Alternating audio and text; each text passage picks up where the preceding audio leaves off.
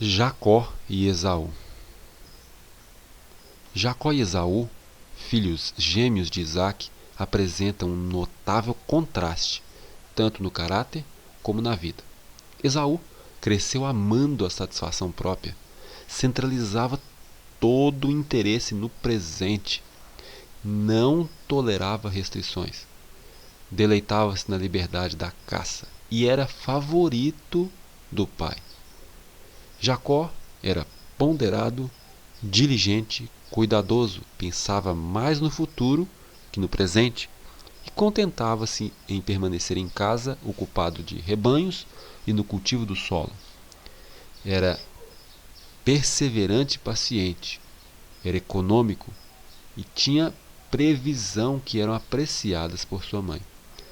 Suas afeições eram profundas e fortes e as suas atenções gentis e incansáveis. Jacó e Esaú foram ensinados a considerar a primogenitura como coisa de grande importância, não somente herança de riquezas, mas a preeminência espiritual. Aquele que herdasse a primogenitura devia dedicar a vida ao serviço de Deus. No casamento, nas relações familiares, na vida pública, devia sempre consultar a vontade de Deus. Esaú, porém, não tinha nenhum amor à devoção, nenhuma inclinação para a vida religiosa. Os requisitos eram para ele uma restrição importuna e odiosa. A lei de Deus era um jugo de escravidão. Para ele, poderio e riquezas, festas e orgias eram felicidade. Jacó soube por sua mãe que Deus dissera que a primogenitura seria dele. Então Jacó se encheu de um desejo de obter privilégios que a mesma conferia.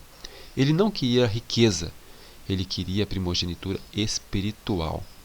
Dia e noite o assunto lhe ocupava os pensamentos. Porém Jacó não tinha experiência com Deus. Seu coração não havia sido renovado pela graça e procurava descobrir uma maneira de conseguir aquela bênção. Enquanto Jacó aproveitou-se de uma situação em que Esaú estava com fome, Esaú ao mesmo tempo desprezou a primogenitura. Esaú, quando vendeu a primogenitura, experimentou uma sensação de alívio. Agora podia fazer como quisesse. E por esse prazer desenfreado, erroneamente chamado liberdade, quantos ainda estão hoje a vender o seu direito de primogenitura? Esaú tomou duas mulheres adoradoras de deuses falsos e dessa forma violou uma das condições do concerto. Isaque, todavia, estava inabalável e queria conferir a Esaú a primogenitura. Rebeca tentou argumentar com Isaque, mas foi em vão. Rebeca então tomou a decisão errada. Decidiu recorrer à sutileza. Então Jacó consentiu com o plano que ela propunha, mas não foi fácil. O pensamento de enganar a seu pai causava a Jacó grande angústia. Jacó e Rebeca foram bem-sucedidos no seu propósito, mas eles ganharam apenas inquietações e tristeza.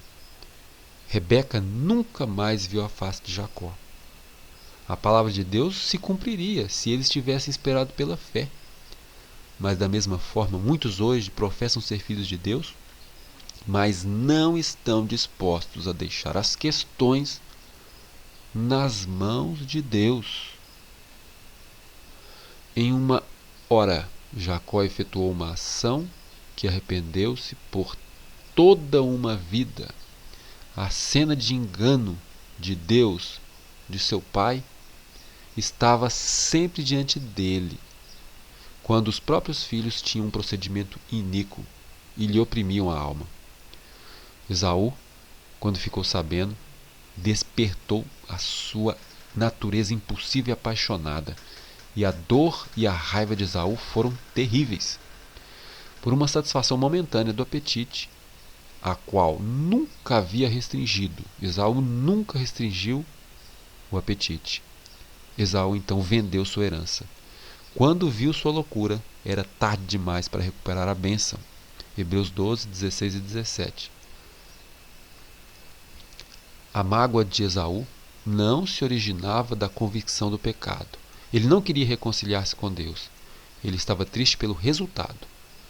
Devido à indiferença para com as bênçãos, ele é chamado das Escrituras de profano. Hebreus 12:16. E Esaú representa aqueles que não valorizam a redenção e sacrificam a herança no céu por amor às coisas perecíveis da terra. 1 Coríntios 15:32 diz que multidões clamam: comamos e bebamos, porque amanhã morreremos. Quando se apresenta a professos cristãos o dever de se purificarem de toda imundícia, escandalizam-se.